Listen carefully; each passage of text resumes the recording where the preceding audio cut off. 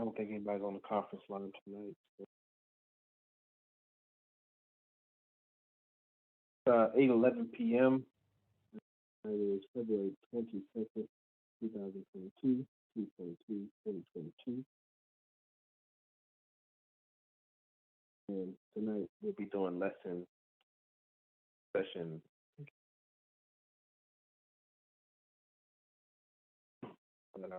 21.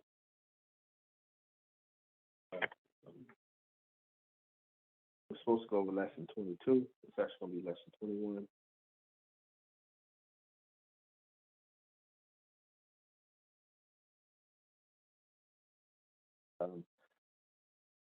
I guess we can come back together next week and go over it for an hour. We could go over 5-year plan and questions from lesson. We plan on having a week next week.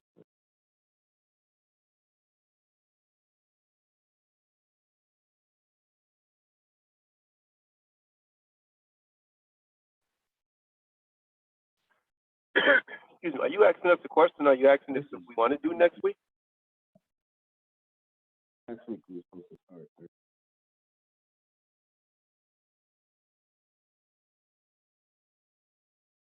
Go ahead and do pledge to the red, black, and green flag. If you would, please repeat after me. Black face in the air. Red, black, and green flag. I commit my body, mind, and spirit.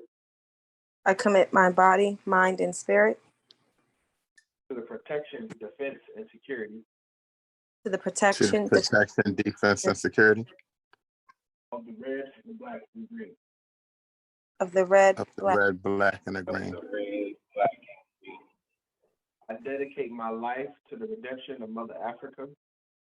I dedicate my life to the redemption of Mother Africa. Liberation of her scattered black children. And the liberation of her scattered black children.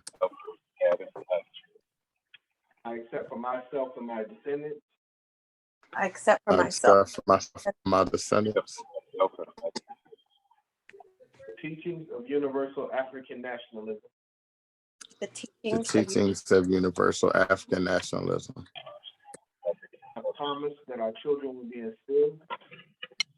And I promise that our children will be instilled. Purpose and knowledge of themselves as African people. The purpose and knowledge of themselves as African people. In order that the cause of our struggle neither falter nor fail. In order that the cause of our struggle will neither falter nor fail. So all black people are free and united. So all black people free and united. One God. One God. One aim. One destiny.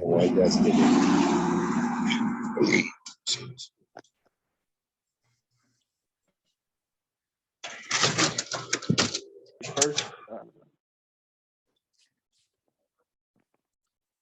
yeah, we missed last week, so we're just kind of jumping right back into it.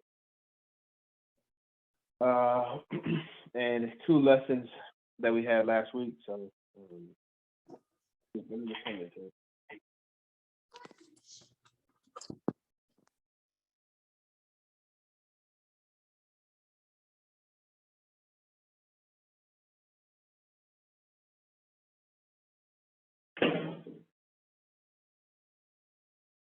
So pardon me. 2 weeks ago, we read 2 lessons: winning mankind by kindness and living for something. So that's what the question for tonight is about. You remember? I hope y'all read 2 weeks ago. The first question from lesson 19. What does God say has the ability to move the hearts of all men?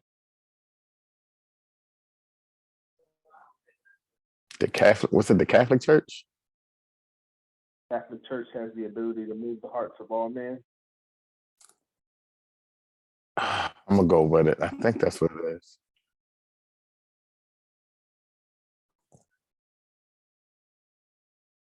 That's hold on. I could be wrong. It's something they did something up. What has the ability to move the ball net? Catholic Church is one answer.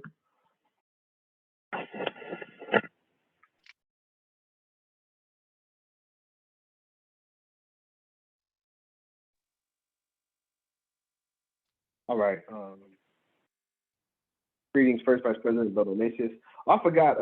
Let me do roll call really quick. Pardon me. I think everybody's on Zoom. So you have myself, Brother John, Division 421. We have Brother Everett, or President Everett, Division 106. Lady President, Sister K, Division 121. I believe Brother James from Division 106 in Baltimore. And First Vice President from Division 421, Brother Ignatius. So it's 5 on the call at the moment. What has the ability to move the hearts of all men? Garvey says, Touch of kindness. Touch of kindness. I don't yes, know where sir. I got the Catholic Church from though. I'm kind of. Yeah, I was. That's what I was. Because I mean, usually the first question is from the lesson. I like the way Garvey breaks down his lessons. And he's not super direct, but he gets to the point. So he's basically letting you know what this is going to be about and his thoughts on the subject. But yes, Brother Everett, he says a touch of kindness moves the hearts of all men. Moves the heart of all men. To be kind is to be generous and to be pleasant. So we must keep that in mind as we are organizing.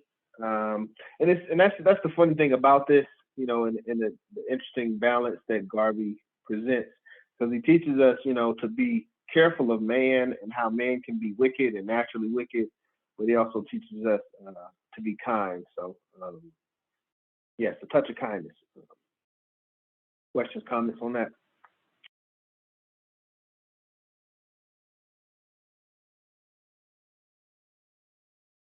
Second question, what does it cost for us to be sympathetic to other people's feelings? Nothing. Nothing. What's that? Costs us nothing. Right, exactly, nothing. So there's no excuse for us not to be sympathetic. I think that's where Garvey's coming from there. We don't lose anything, especially financially. Let me go to that, because it's been a little while, so I like to read from Garvey's words rather than me interpret myself. Wake up, you dog! Wake up, dog! What's that? That's some background coming to do. What's it cost to be sympathetic? Page 151.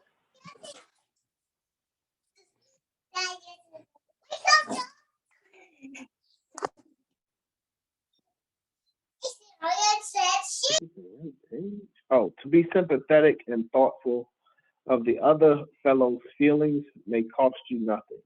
You should be kind because sometimes you can extend it by a pleasant smile or a salutation or a good wish. So to be kind doesn't mean to be, 100% charitable and give away every, the jacket on your back. But to offer a kind greeting, a smile on your face, it doesn't cost anything. So.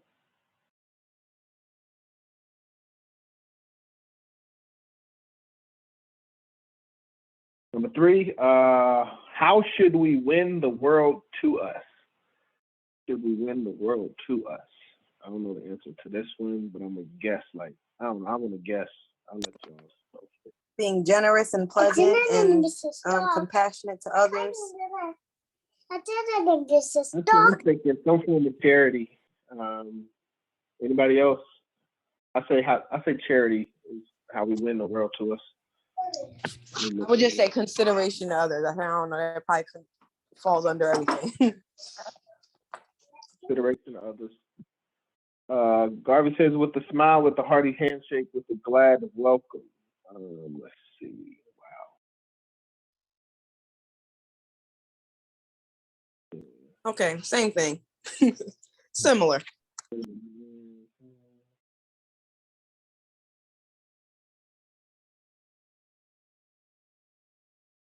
I think I put the right pages on this time.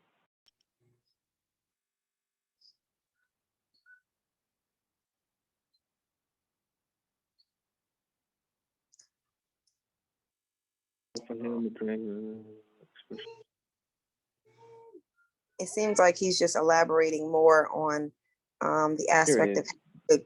Oh. I'm sorry, Lady President. What were you saying?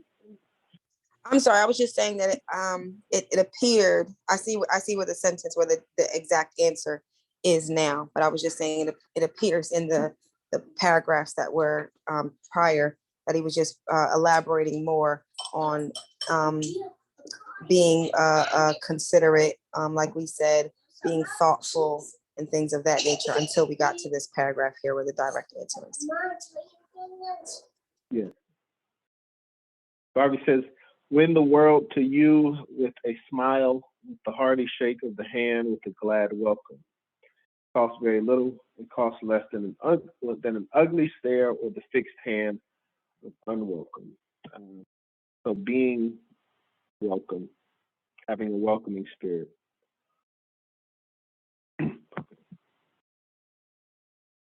Interesting. But I guess that's,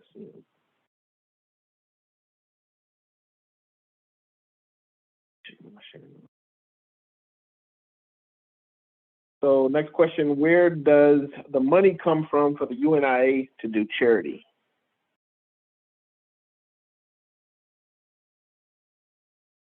Charity costs money.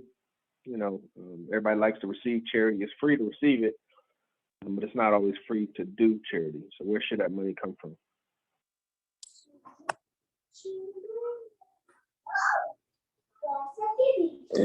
From the department treasury, UNIA treasury, from our banks, our collecting. I mean, I'm not sure. It's Pippi. The charitable fund? UNIA department treasury. Anybody else wants to have any thoughts? Or the Where should the Macy's. money come from? The charitable fund? This is a charitable fund. I believe that is correct. The charitable fund, how that's the organization wrong. Charitable fund of the organization.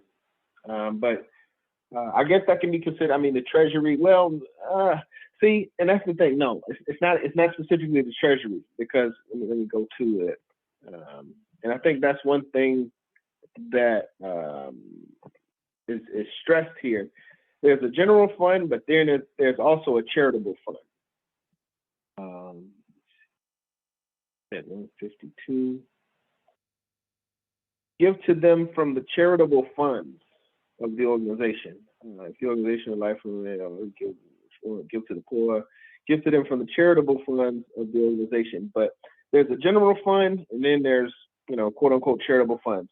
We in Division 421, we have a charitable fund, but there's also, does anybody? Oh, I think that's a question. Let me see something. Yeah. Oh, that's actually the next question. Cool. But yeah, charitable funds. So our local fund is one charitable fund. So anything that we receive from members, if a member gives $5 in a month, obviously everything, primarily goes towards member dues. So $3 would go towards member dues, but the additional $2 would go towards our charitable fund. But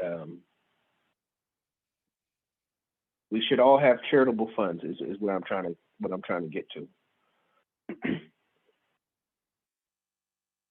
And that's where, yeah, because doing this work obviously is labor intensive. It's not easy, but it can also be financially, it can have a financial impact. So if the organization can have charitable funds to eliminate that financial burden, it makes the work easier.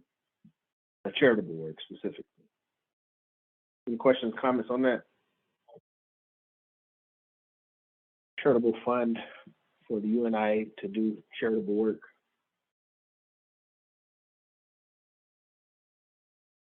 Next question, what is the name of the UNIA parent body charitable fund? So in addition to our local funds, there's also a UNIA charitable fund outside of the parent body general fund. Anybody know the name of that?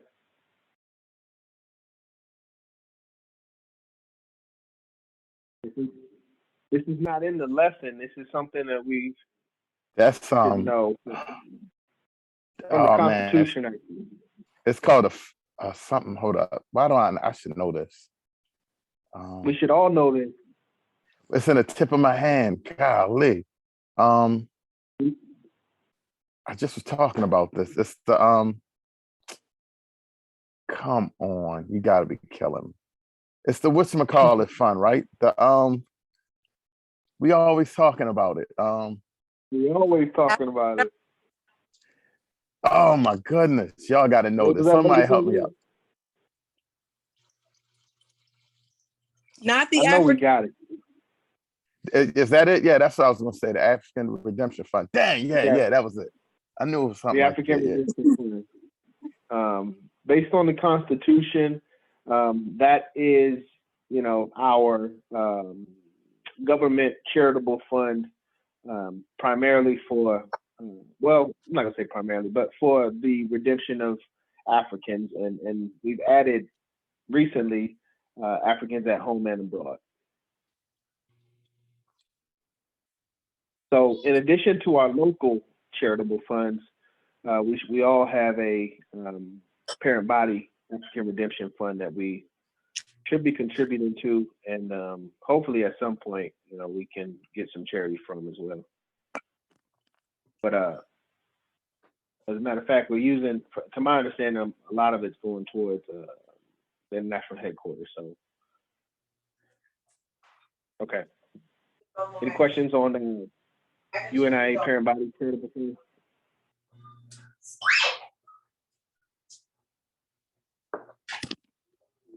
Okay, next question. What is the purpose of the organization? And this question can seem repetitive because I feel like we've answered this or asked this in previous lessons, but Garvey says it again in this lesson. So what's the purpose of the organization?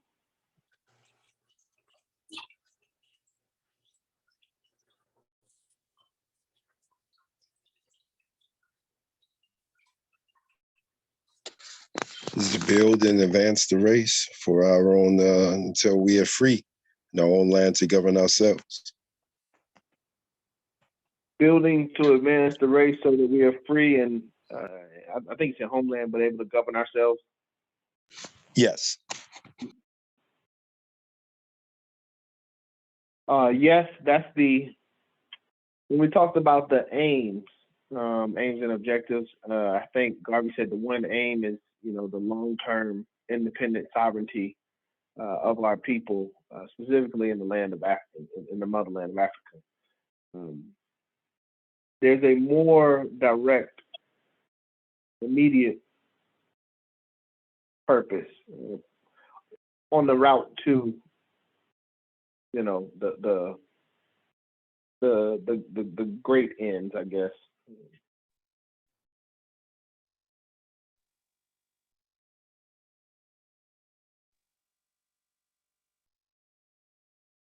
Are you saying Right. it's one of the aims, Brother John? No, yeah, it actually is. Yeah.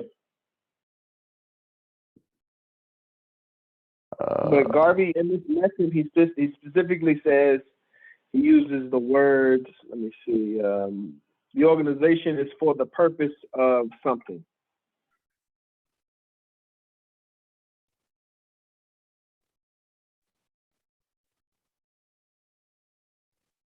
And it is one of the, and I'm glad you said that because I want to know which one of the aims, when we get the answer, I want y'all to tell me which one of the aims it is. Okay. Helping the needy, the distressed, and to assist all members of the race who need help. Yes. Yes, that's exactly what Garvey says. Can you read that? Brother James, right? Correct? Yes. Can you please read Remember that the that? organization is for the purpose of helping the needy, the distressed, and to assist all members of the race who need help. It is by these methods that the Catholic Church has won the hearts of the people, by the charity of its sisterhood and by the priesthood helping the sick, the distressed, and restoring them to health. Well, that's where I got that Catholic Church from, I bet. That's probably where I got it. Look at that. But yeah, remember that the organization is for the purpose of helping the needy, distressed, and to assist all members of the race, specifically race first, who need help. So yeah, race first, charitable.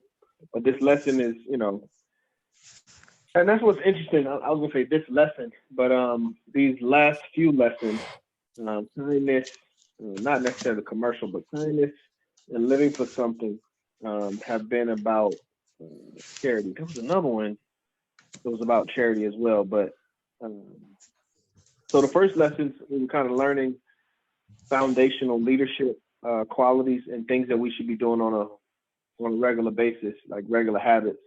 Then we got into, society and community, and how institutions, are supposed to work for the development of man, and then we got, as we close that out, we got into self-initiative and personality. I think maybe one of those was talking about charity. But now, as we go out into the world, propaganda, communism, commercial and industrial transactions, so the global economy. And then as we end out, Garvey's ending with a lot of charitable directives, that is what I would say. So we have to keep that in mind. That's a major part of Garvey's vision of how we would win the hearts of our people is through charity and kindness.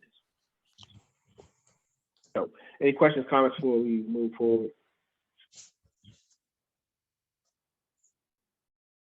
Okay, next question. Once people have recovered from their bad condition, what will be the pillar on which the organization or the UNIA sits? Once people have recovered from their bad condition, what will be the pillar on which UNIA sits? Gratitude, happiness. Yeah, I think it's different. It seems like gratitude of these individuals. Anybody else want to guess?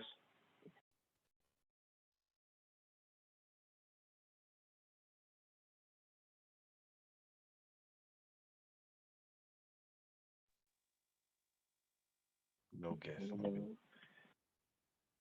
Yeah, when people have recovered from their bad conditions, their gratitude becomes a pillar on which the church rests. And I changed the church to organization because church is just a group, an assembly. So we are a church, depending on how you look at it. So let the gratitude of Negro peoples in your community build a pillar on which the organization rests in your community. I guess you got the word right there too. So, but yeah, based on our charitable acts, we're supposed to be charitable, and the gratitude of our charity is supposed to be the pillar on which the organization rests. Questions, comments? Yes, we are a charitable organization. That is in our preamble. We should know the preamble to the Constitution. But yeah, we are a charitable organization, and we should be doing charitable work and having charitable funds. Next question: what should every division of the UNIA have in order to do charitable work? Well, this is a double question. Yeah, charitable fund.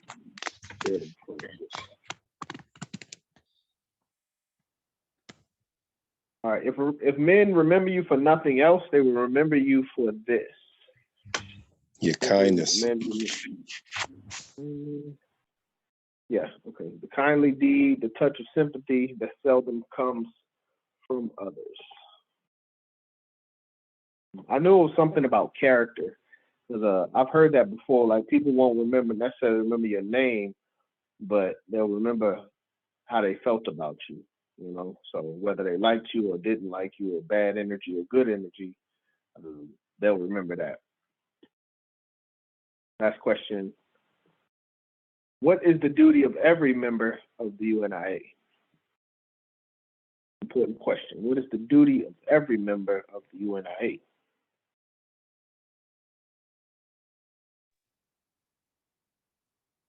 To be kind. In a sense, you're absolutely right. Anybody else want to add to that? I guess there ain't really much to add to that. Yeah. Help others in the race. That's what it says at the end. Those are the last two lines. Let the tender Something touch about of kindness. sympathy. Yes, let the tender touch of kindness be everywhere, going from the UNIA to the people in the community. When men will remember you for nothing else, they will remember you for the kindly deed, the touch of sympathy that seldom comes from others, which is the duty of every representative of the UNIA. So, kindly deeds and being sympathetic that's the duty of every representative of the UNIA. Any questions or comments on that? But yeah, we got a lot of people that represent the UNIA, or represent especially the red, black, and green, which is in essence the UNIA, but they don't, represent it properly. And I think for me, that's what this course is about. And we as official, legitimate, active, dues-paying leaders in the organization, we have the responsibility to make sure that the organization is properly represented within our jurisdictions. No questions, comments on lesson 19?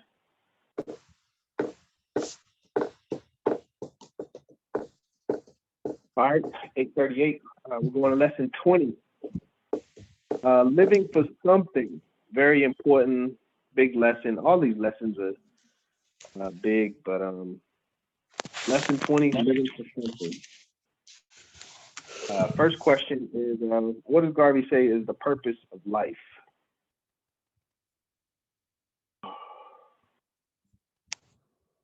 Oh, expression.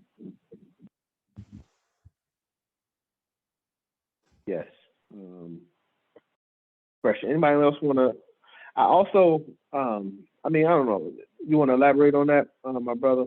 Well, I guess you can. You got the book, but outside of, even outside of the book, I think that express your opinions, your ideas, your way of life. We do this mainly, as a parent. You express your values and your morals and what you feel is right and wrong on your children, and you hope that those children embrace, those same values. It's expressed within the home first, and then you hope that they keep those values once they leave out of the home. Even like, in sports, you'll have your coach express what his views and how he thinks that the game should be played, and so on and so forth. And your leader, we have a great leader up here in Baltimore that expresses, his in dealing with like the youth, and wanting to get involved in like the school system, and and it's these expressions that define your life. If your whole expression is I'm gonna go ahead and smoke this right here and play Madden all day, you're still making an expression. It may not be one that everybody generally agrees with, but you're still expressing, your view of life. Yeah.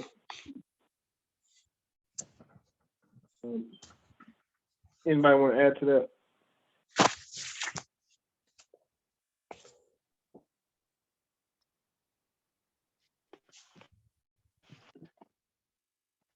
So yes, a lot of what you were saying, Brother James, goes back to, I guess it's right here, lesson 14, self-initiative, and speaking the truth, that exists within you, and having the will to express yourself. I definitely agree. Let's see. Now let me go to the text. The reason why, okay, so I don't want to spend too much time on this. Do it. So Garvey says expression. I say, well, I added to it survival and recreation. And the reason why is because when he talks about expression, he does it in the first paragraph. His life is an important function. It was given for the purpose of expression. The flower expresses itself through the beauty of its bloom. The vine expresses itself through the rambling search in selling its own peculiar nature. The tree expresses itself in its smiling green leaves, shaking branches, and sometimes hanging fruit. The lark expresses itself in its laughter and song. The river expresses itself in its gentle meandering into the sea, and man expresses himself according to the idealistic vision of his nature. When he talked about these previous examples, the flower expresses itself through the beauty of its bloom, the vine, rambling search, selling its own peculiar nature. These are survival and recreation characteristics of nature. So the beauty of a flower, it's argued that it attracts insects like bees and things, to allow it to pollinate. So that's like a survival thing. The vine itself, rambling as it grows, that's literal survival. How it's looking for a path, to light, but Garvey considers it expression. The tree and its green leaves, obviously, the leaves are for life of the tree, and then the hanging fruit, that's recreation. So the tree produces fruit so that it can produce, more trees. The lark expresses itself through its laughter and song. These are mating calls, and like survival and warning things, but they're not just. People can look at them as just, it's a flower, but it's more to it than that. And I don't know if Garvey was going that deep with it, but that's something that I pulled out from it. So, any questions, comments on the purpose of life is expression?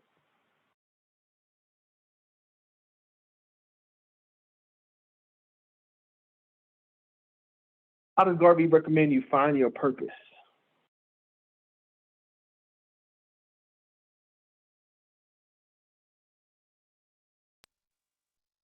How does a person find their purpose?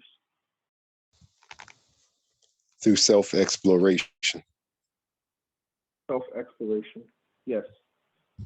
Anybody else want to add?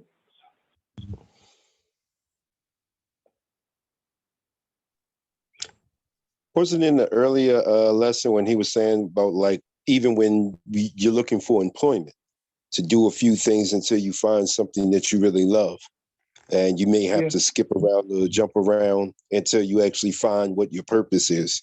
You know what I mean? So it's not only within knowledge, but it's also within what you can do with your hands. And I guess it goes right back to the first paragraph. You know what I mean? How you express your own life. Yes. Absolutely, Brother James. And I'm glad you brought up the point of earlier lessons. Let me turn that off.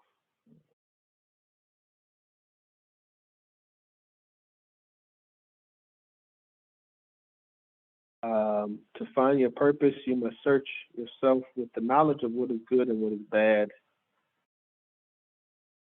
Select your course, steering towards the particular object of your dream or desire. But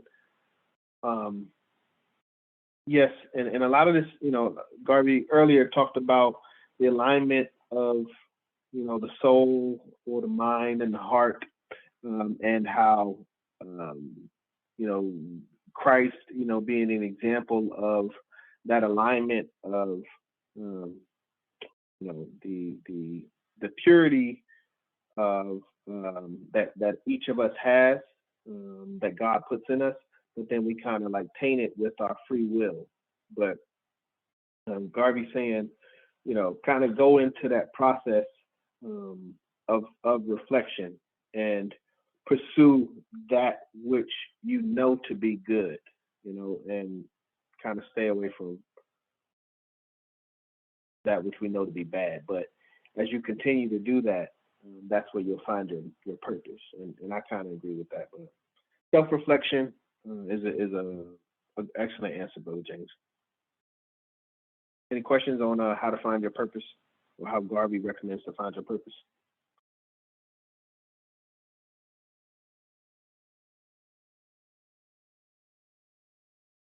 So yeah, searching yourself with the knowledge of what is good and bad. Select your course, steering towards a particular object of your dream or desire. Self-reflect, pursue. And he also talked about in a very early lesson. He's like, once you know what you want, the only thing that's stopping you is pursuing it. You just have to pursue it endlessly. What should we never enter life? What should we never enter life's journey without? What's something you should always have when you enter life's journey, according to Garvey? A plan? A plan? Basically, plan, program, roadmap. Plan. Yeah, you should have a plan. And next question: what is the analogy that Garvey gives for life without a program or life without a plan? He used an analogy in the text. So, what is it like to not have a program or a plan or a roadmap in life? A ship lost at sea will never reach its destination. Pretty much. I think it was like a ship without a rudder to direct it. So you kind of just floating with the ocean, and the only way you're gonna get to your destination is by luck. But Garvey says no ship ever reaches port without a positive destination beforehand. Otherwise, it will drift on the mighty ocean to be overtaken by the storm or the ill will that blows. Sensible captain goes to sea with a chart to map out his course so as to reach his harbor of safety. Your program is your chart through life. Everything you do it by method. Nothing succeeds continuously or repeatedly by chance. So Garvey said, basically we cannot be ships, without a destination. We should have a destination as far as what we're trying to do, where we're trying to go, what we're trying to achieve.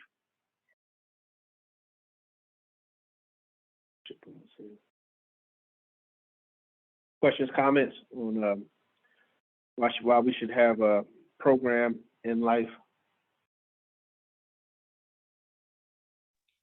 You bring snacks for everybody, bro? Ha ha ha.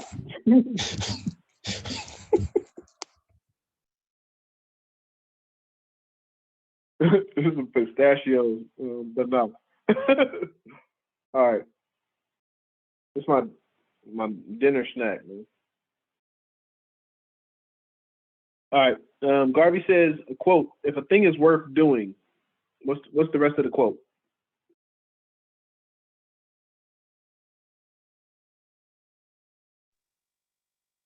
If a thing is worth doing. It's worth doing well. Worth doing well, yeah. So living life, basically. I was saying if we're gonna live life, might as well live well. You know, live a good life, live a life with purpose. Questions on it?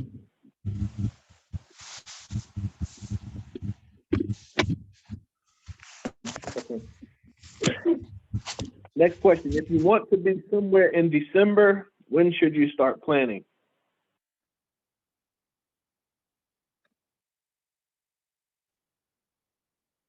August. August?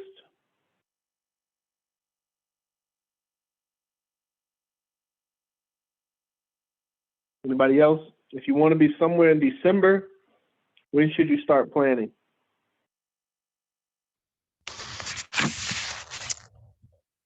He says in January. I Did he, was gonna say beginning of the year. yeah. Yes. Yes. This was in the earlier lesson as well, wasn't it?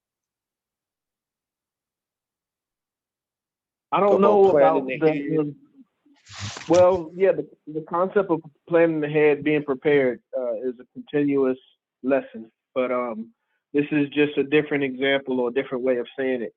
So I'll go to the text and read it.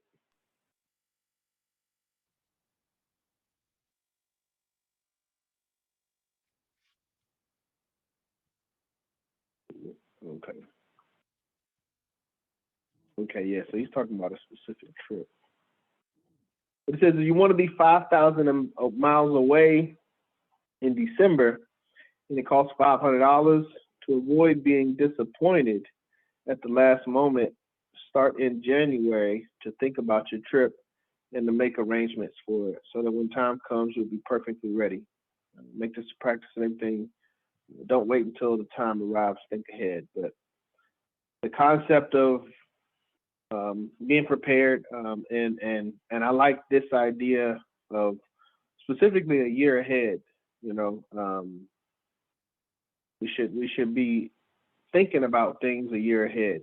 We've got High Executive Council coming up in Philadelphia in a couple months, but Baltimore, Atlanta, we should be thinking and be, preparing ourselves for High Executive Council in our cities next year.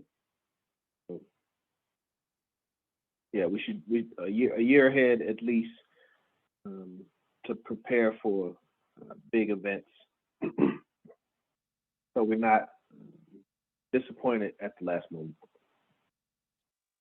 But if we can do it in 3 months, 6 months, 4 months, and nobody's disappointed, then have at it. But know how we work, and I've worked with us.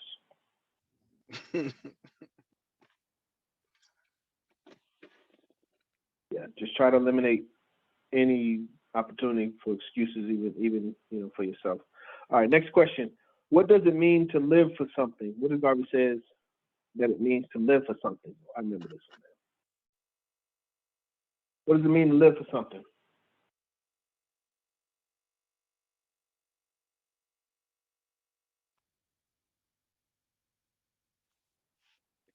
It's a very important question. Live life to the fullest.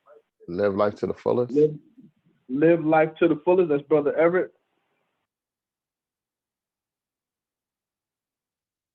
Live life to the fullest. What does that mean, Brother Everett? Help me out.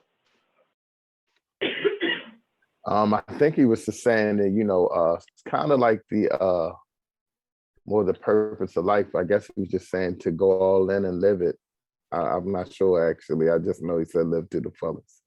I think that's what it is. Okay. Anybody else want to take a shot at this? What does it mean to live for something? This is a very important one.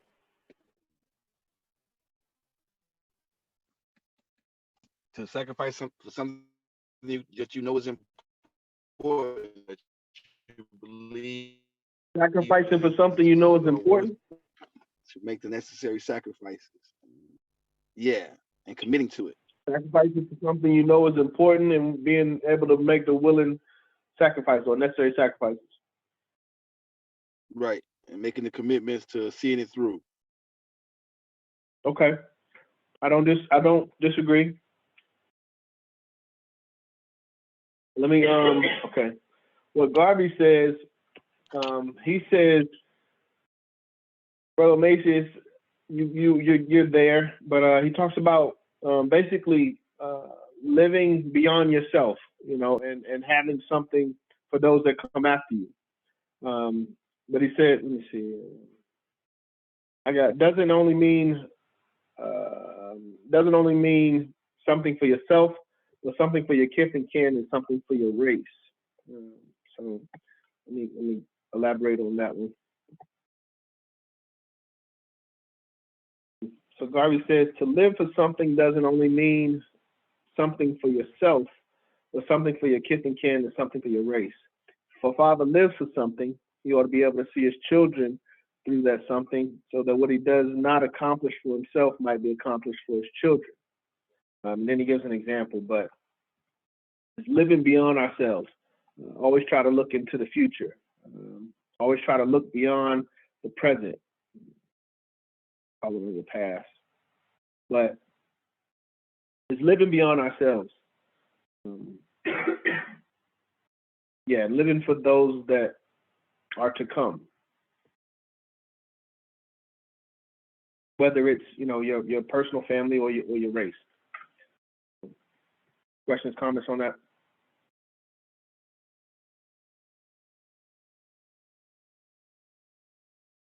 Okay.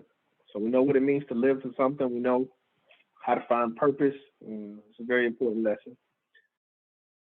What should be the policy of every Negro? What in the world? This is, I got the title wrong.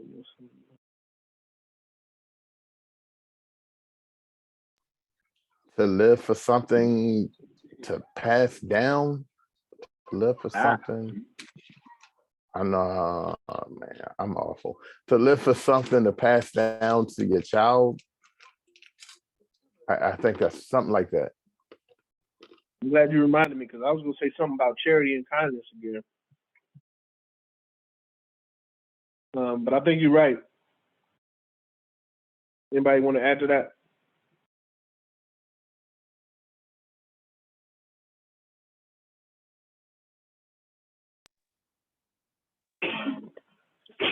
Almost 9 o'clock. We'll speed it up. This should be the policy of every Negro, to live for something to hand down to a son or a grandson, so that they may have a life a little easier than their fathers before them. This is the way successful and great families have come into the world, and great races too. So the policy of every Negro should be to live for something to hand down to son or grandson or those that come after us.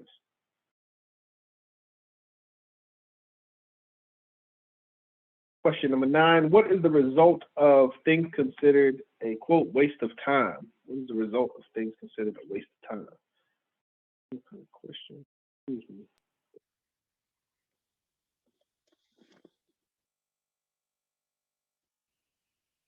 What's the result? I mean, like there's nothing gained from it. I don't. Basically, let me just open it. Don't know about that. There's no fortune guarantee. Okay, I think I know what I'm saying. So it's basically saying how Garvey defines something as a waste of time. He says, if no fortune is guaranteed, no great art is accomplished, no structure is built, it's a game of chance. Those things are considered a waste of time. All right, next question. What should we be if we have no purpose in life? And what's the alternative to, what should we be if we have no purpose in life? Or what is the alternative to having no purpose in life, according to Garvey?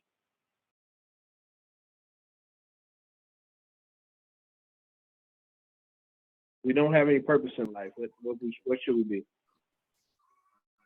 I could be way off on this. I know you said something about we should be rather be dead than have no purpose in life. I'm not sure if that's what you're asking now. Pretty much. Yeah, that's absolutely right. Garvey says it's better you be dead than to have no purpose in life. Very clear, straightforward, you know. So, you know, he talks a lot about finding your purpose, importance of having a purpose.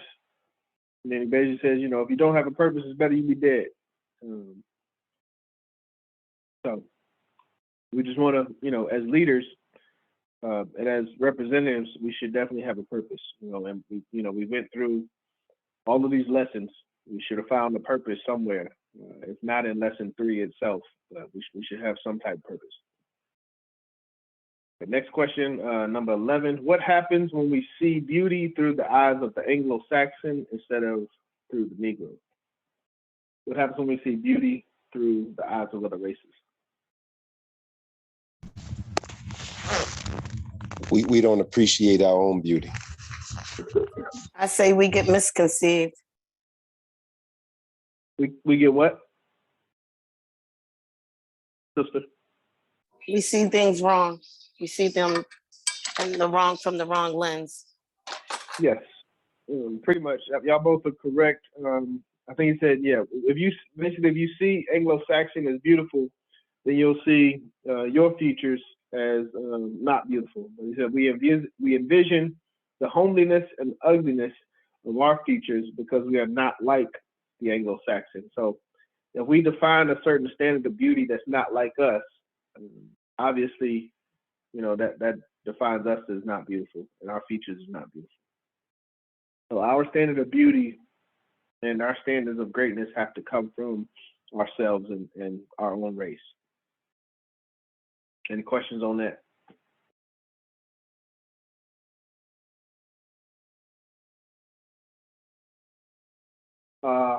Next question, second to last question. What are we doing? I'm sorry, I could have a lot to say about that because I'm just looking at society and the way the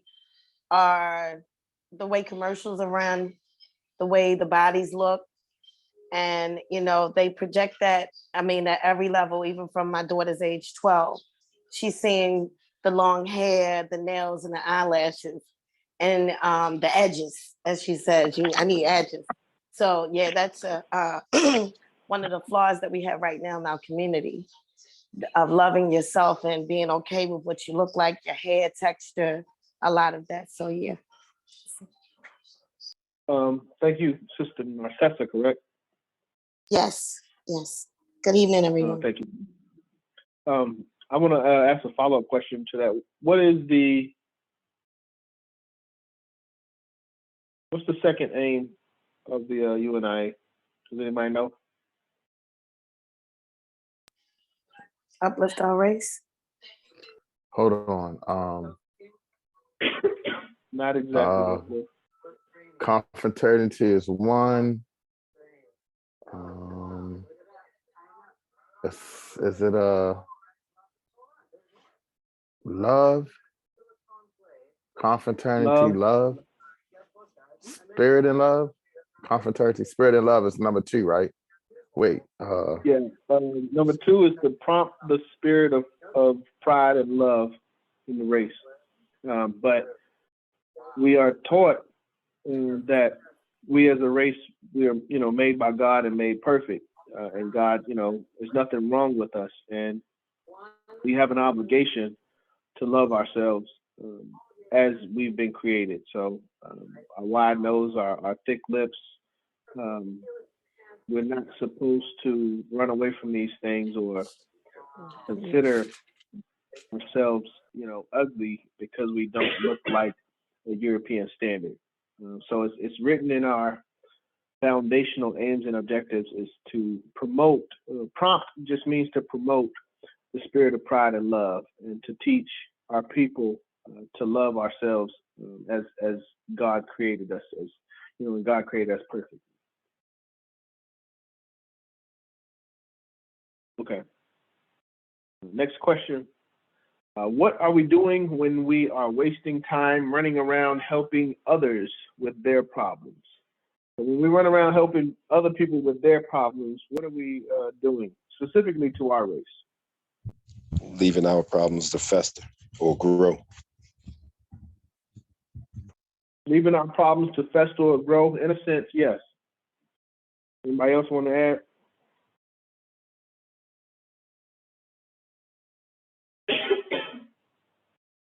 But I think he was a little more direct and said the word stealing. Yeah. He said, Garvey says, we are robbing our race of our time to solve our problems. So when we run around helping everybody else, helping other groups and other causes that are not specifically race first, we are robbing our race of the time to solve our problems. So,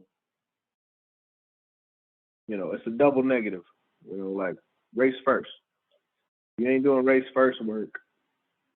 You robbing from your race, basically. At this point of our level of comprehension and understanding, when it comes to race first, you know, we can't just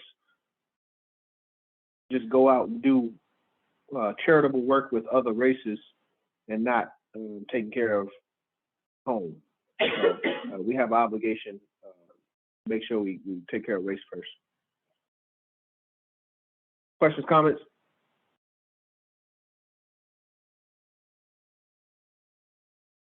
Let's see. Last question. We must never forget that all other groups in the society of the community are looking after what? What are all of the groups in the society of the community looking after? Themselves, their group. Yeah. Their own individual group interests. So, you know, if it's not race first, you know, if it's not, and that's what I don't really understand with people. Like, everybody's involved in things and doing things, but how many Black, you know, political governmental organizations are you aware of that, you know, were founded and owned and operated and funded by our people? And it ain't that many of them. So if you're not doing that type of work, I really don't know what people are doing. And in Garvey's words, they're actually robbing from our race. So, any questions, comments on lesson 1920 before we go to the reading for tonight?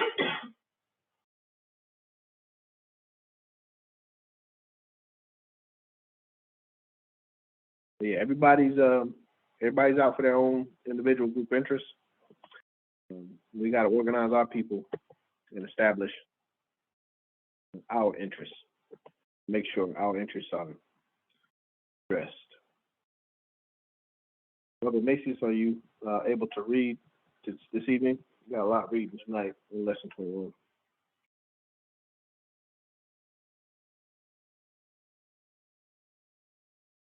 First Vice President, Brother Macy's, you there? Ooh, he's not there. Okay. So we talking. All right. Give me 1 second.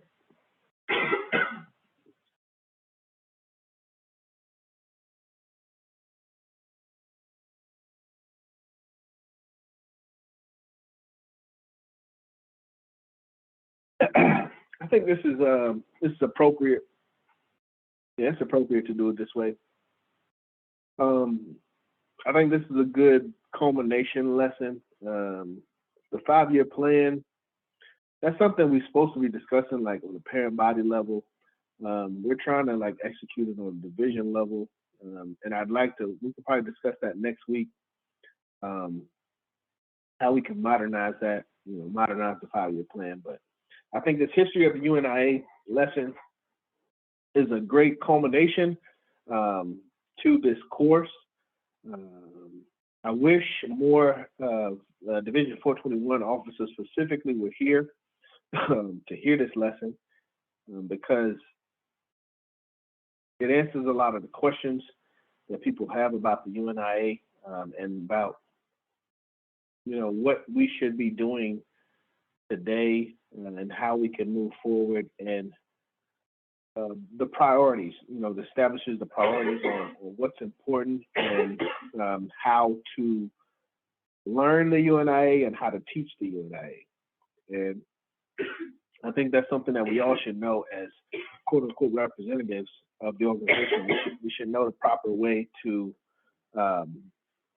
teach the organization and teach the history of the organization. So without further ado, I'll go ahead and read. This is lesson 21, titled The History of the UNIA. The Universal Negro Improvement Association and African Communities League was conceived as an organization for the purpose of raising the status of the Negro to national expression and general freedom in the year 1913 during the visit of Marcus Garvey to Europe after he had completed an adventurous visit to the Central American republics. And already, like, forgive me, but was conceived as an organization for the purpose of raising the status of the Negro to national expression. So if we ask the purpose again, the purpose kind of changes depending on what lesson you're looking at. But at any rate, in the year 1913, during the visit of Marcus Garvey to Europe, so 1 year, or 1913, the organization was founded in 1914. The concept continued to impress itself upon him until the conceiver was compelled to make it practical during his stay in England during the same period. To make it practical, he sailed from England, foregoing a course of law which he had undertaken for the purpose of his profession. In June of 1914, he sailed from England to Jamaica, BWI, his native home. In July of 1914, he got together a group of men and women in the city of Kingston, and there he organized the association. Meetings in the name of the association, U.N.I.A. and ACL, were held regularly. Later, he held meetings of the organization at the Collegiate Hall in the central part of the city of Kingston, Jamaica. A group of officers was elected and the organization came into substantial existence. Many meetings were held in different parts of Jamaica in the name of the organization and continued to exist in the island as an organization until the year 1916 when the founders sailed for America. So, founded in 1914, 1916, Garvey sailed to America. On his arrival in America, he visited Tuskegee Institute on an outstanding invitation from the late Dr. Booker T. Washington. At the Institute, he met with the principal, Dr. Robert R. Moulton, and Professor E.J. Scott, the Secretary-Treasurer.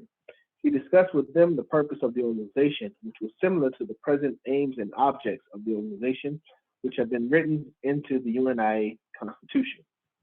Mr. Garvey received very little encouragement and left Tuskegee to continue a trip throughout the United States. On his return to New York, he visited Dr. W.E.B. Du Bois at the office of the National Association for the Advancement of Colored People. He discussed with him the aims and objects of the association and the possibility of organizing the movement in the United States. He was very much discouraged by Dr. Du Bois.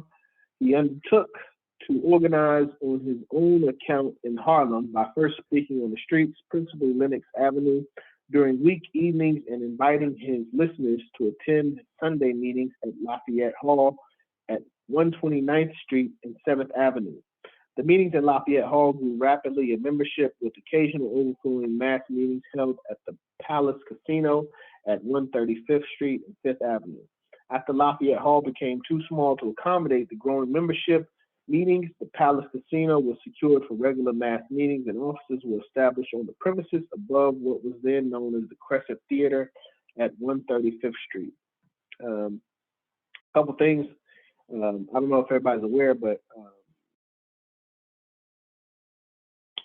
Garvey was inspired by Booker T. Washington. So he went to, after he came to America after Booker T. Washington passed, and he went to Tuskegee, and he was basically discouraged by the Tuskegee leadership. And then he went to New York and saw Dr. Du Bois and NAACP, and basically laid out the aims and the objects of the organization. And again, he was discouraged. So the great organizations of the time, he approached both of them with the aims and objects, which he says are similar to what we have right now. And they both kind of shot him down, but he continued his work. From the Crescent Theater building to the Palace Casino, the movement grew with such rapidity that premises were secured at 138th Street between Lenox and 7th Avenue to be known as Liberty Hall. All this progress took place within 18 months of the founding of the organization in Harlem, New York. From Liberty Hall, the movement spread all over the United States and all over the world, culminating in the calling and convening of the first International Convention of the Negro Peoples of the World in August 1920 in New York. At that convention, Marcus Garvey was elected President General with 20 other persons making up the executive council to help guide the destiny of the organization that had become international. For further information on the history of UNIA-ACL, read the first and second volumes of the Philosophy and Opinions of Marcus Garvey. Okay, now, next section is how to teach the UNIA. Water.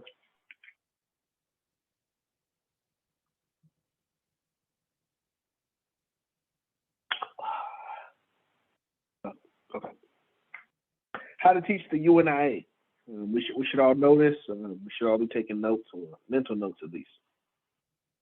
To know what the UNIA is, you must first read its Constitution and Book of Laws from cover to cover. I'm gonna stop there. Wait, no, let me go. You must also read the literature written by the founder bearing on the activities of the organization. The preamble of the Constitution is vitally important to those who are to interpret its supreme object. Whenever the purpose of the organization is challenged by foes, in particular, quote, the preamble of the Constitution.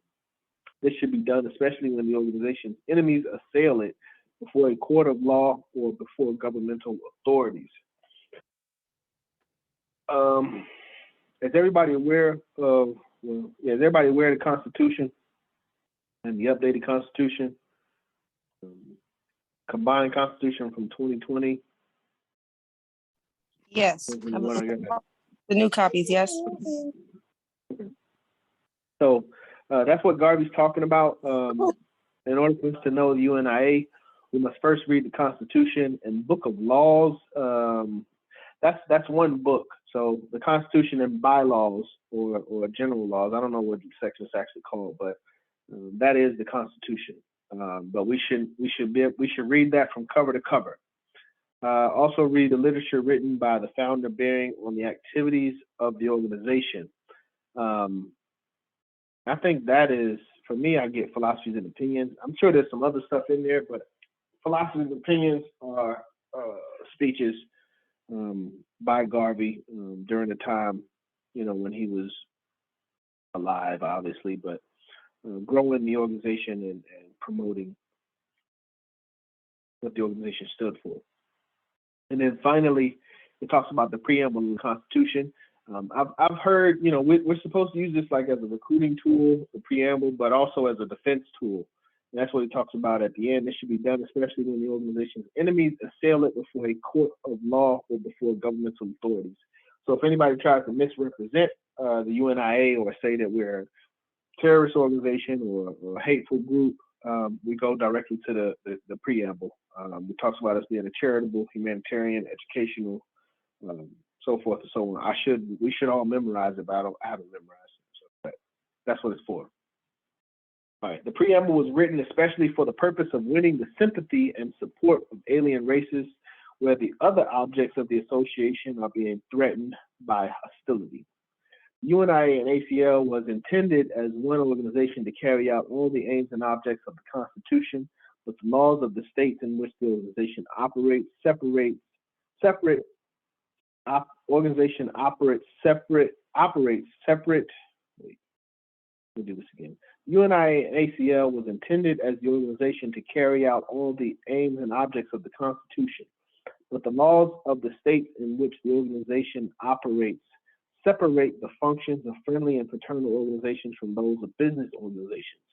Hence, in the incorporation of the name of the association in the state of New York in 1918, the two organizations were incorporated separately. The organization had to be incorporated as the Universal Negro Improvement Association Incorporated and the African Communities League Incorporated. UNIA was incorporated as a fraternal organization, and the ACL and the African Communities League was incorporated as a business organization. But the convention of 1920 accepted the original idea and linked the two organizations together as the UNIA and ACL to hold the principles that were intended so that the two organizations would not go apart as if they were not related. And that's what we represent. We represent the government founding in 1920 and these two incorporated entities being one. So we represent the UNIA and ACL as one. Whenever the UNIA does business, it will do so as the African Communities League or as some other business organization, as evidenced in the incorporation of the Black Star Line, the Black Cross Navigation and Trading Company, Negro Factories Corporation, etc., with all its capital held by the UNIA. No private individuals are intended to own the capital of any of these enterprises, because these enterprises will organize as future ones will be organized only for the purpose of supplying funds by way of profit to the UNIA to carry out its aims and objects as laid out in the Constitution of the UNIA in the interest of the race.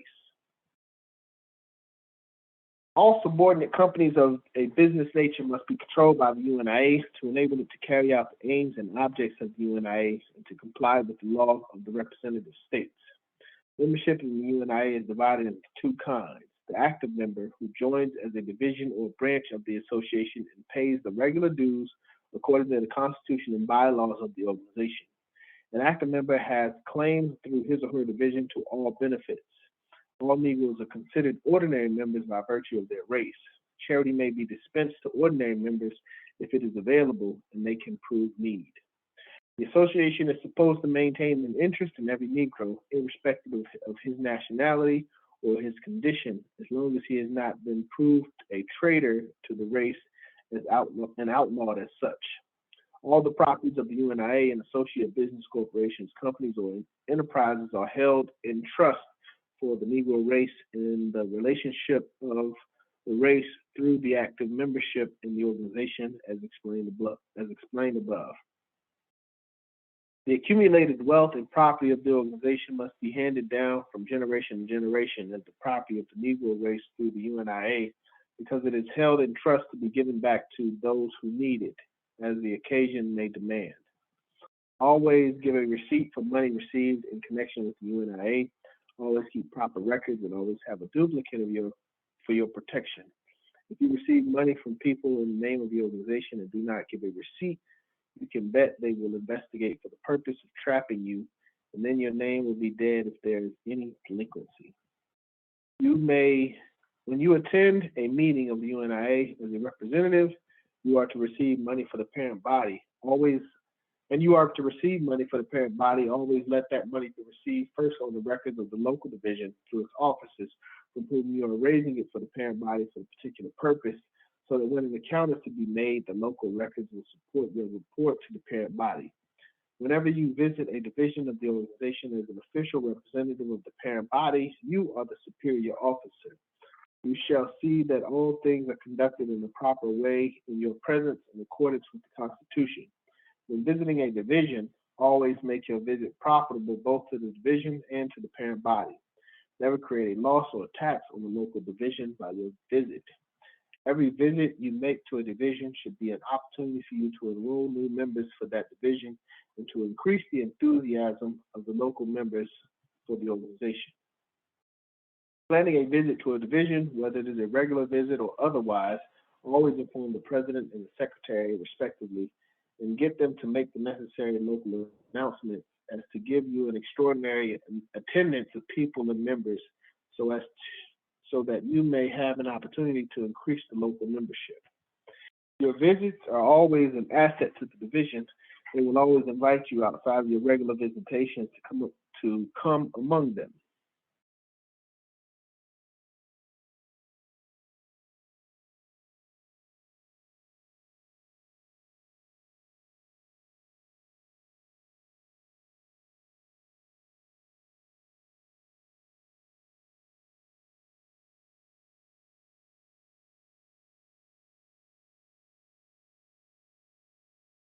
All right. If your visits are always an asset to the division, they will always invite you outside of your regular visitations to come among them. The expenses of your trip should be well figured out before you make it. Railroad fare to and fro, or bus fare to and fro, accommodations, etc. Hence, you should see that the meetings are worked up to such magnitude so that when they are held, they will cover the expenses. All right, so this skipped a couple pages. 169 and 172 was taken out on this. We're not going to skip that though.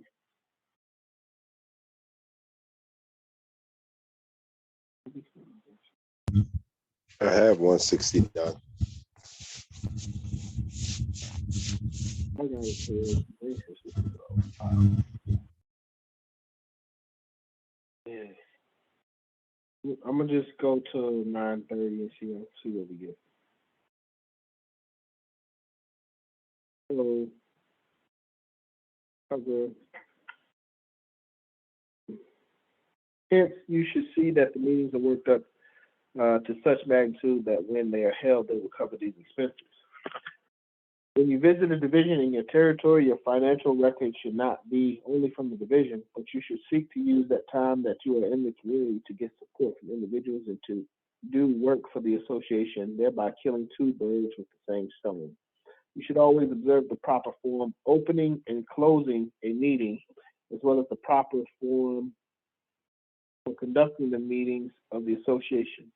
They are as follows. Number one, opening hymn from Greenland's icy mountains. Number two, reading of the prayers and the ritual or hymn sheet of the association. When your program is not too crowded and the time for meeting is lengthy, you may go through the whole form of prayers. If there is not sufficient time, read only such parts of the prayers that would enable you to go through the program without length.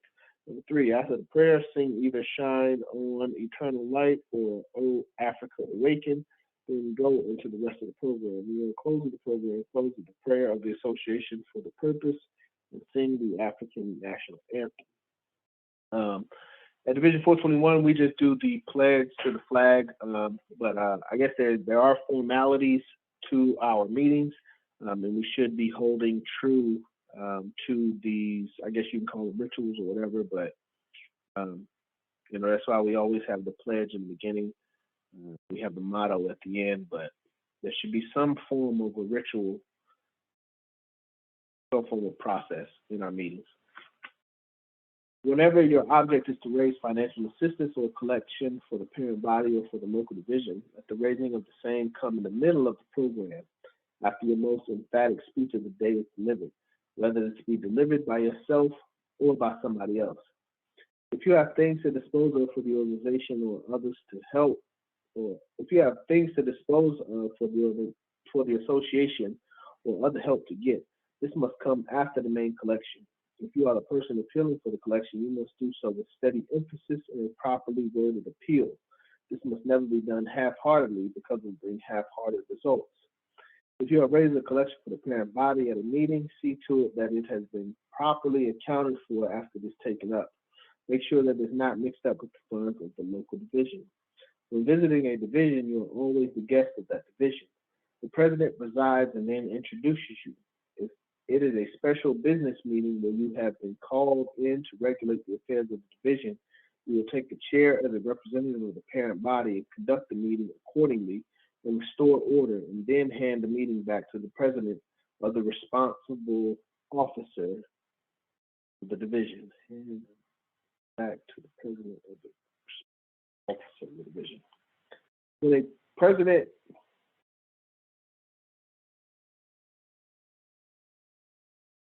president has been removed and you have been called in, you may appoint someone temporarily, such as the vice president, to act until you have reported the matter to the parent body, and the parent body carries out an appointment.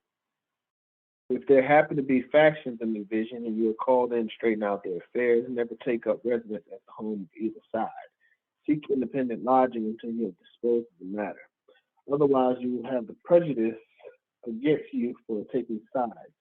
Never listen to one side without hearing the other side. Never give a decision on one side without hearing the other side. Always try to pacify, always try to bring factions together in keeping with the principles of the association. Always try to compromise with the factions toward keeping the peace. Whenever you make your official visit to the division as a representative of the parent body, always call for the records. Go through them and see that they are properly kept, and then make a report to the parent body. Whenever you see mistakes that can be corrected, see that they're corrected. Don't allow them to continue. Never allow any division to have any individuals own the property of the division in their names, except in cases where property documents have been passed where the organization is not registered. That is between the person and the organization, showing that they are only holding such in trust for the organization. But all this should be discouraged and the immediate steps taken to register the organization in a particular state or community so that the property may be held in its name. When property is bought in the name of the organization's name must be mentioned, and only the names of the officers of the organization at that time must appear as officers, not as individuals. For instance, Brooklyn Division of the UNIA, John Brown, President Henry Jones, Secretary. In law, the names are taken as being officers of the organization. Hence, the individuals make no separate claim on the property as individuals. Should they not continue as officers of the organization, those who then become officers of the organization would have their names substituted as officers. So things should not be in individuals. We should not own things as individuals. We should own things as officers of the organization. And when we no longer have that position of an officer, we would lose our entitlement to ownership. Let me finish this and then we'll stop. This would not affect the ownership of the property by the organization. Be careful, pay careful attention to this so that the association may not be defrauded of its property or its rights. Always look out for self-seeking officers and individuals in a division. See to it that they do nothing detrimental to the interests of the organization. Always confine yourself to your own designated territory and never go beyond it, except when authorized to do so. Always respect the charter rights of every division, chapter, branch, or affiliated organization. Never use one against the other as long as they are chartered. Have no favorite division except the one you may be a member of. Always hold an even balance. Always encourage cooperation between the divisions. If a member cannot get along in one division before his membership is lost, advise him to join another division. Whenever there are no divisions or chapters and there are Negroes in the community, encourage the organization of a branch, chapter, or a division. Over 1,000 Negroes in the community ought to have a division or a chapter. So in a community where you have 200,000 Negroes, you may have many divisions according to the district and location. All 200,000 of those Negroes could belong to one or two divisions. You should approach ministers of the gospel in the community and ask them to organize chapters in their churches, of which they will be the president, so as to get their church members to be UNIA members. Do the same with lodges and fraternities. They can also be chapters of UNIA, even though they are independent lodges and fraternities. So that got us through page 172. History of UNIA goes pretty long. It goes to page 189. But, we had a lot of questions tonight, so we didn't have time to go through the whole lesson.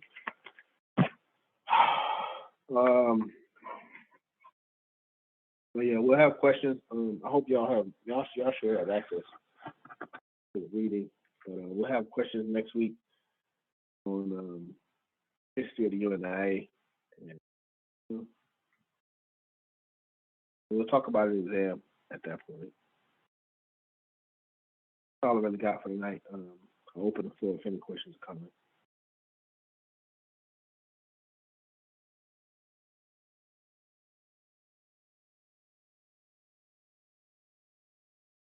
No questions or comments tonight?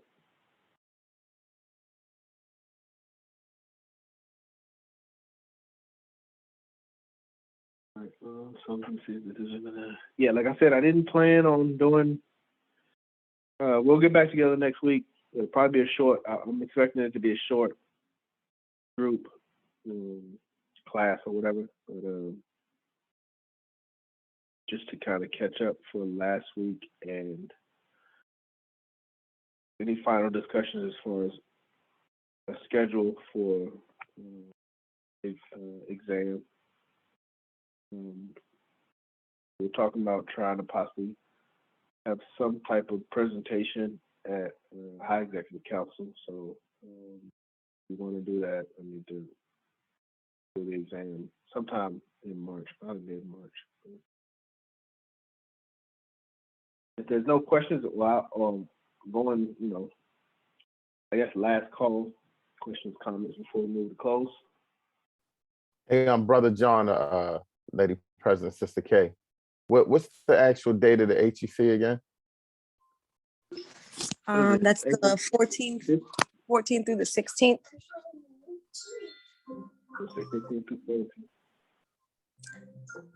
Well, the 17th is a Sunday, and our last day of actual service is the Saturday. So we have the option to stay until Sunday. But our last day of official business is on Saturday. Gotcha. Okay. Officially 14th and 16th. Now I sent a message, Brother John. Did you see my message in the chat? I did. Yeah, I did. Probably later this evening I can call you. Okay. No emergencies. Right, if there's just nothing else. a clarification for Secretary General. Okay. Yeah. Let me, Brother Macias. I need to call you. I was expecting Lady President to be on, but she's not. So I'll just call you myself after this to see how we're doing with the event. Sounds like a plan. Okay. All right. I'm gonna close out and let everybody, spend time with their family, get some rest. Repeat after me. Listen, there, one God. One God, One God, One aim. one one aim, aim, One destiny. one one destiny. Africa for the Africans. Africa for the Africa for the Africans. Africans. Those at home. Those at home. Those at Those at home, home And those abroad. and those those abroad. abroad. Thanks for that, yeah. Have a good evening. First. Race first. Good evening, everyone. Yeah.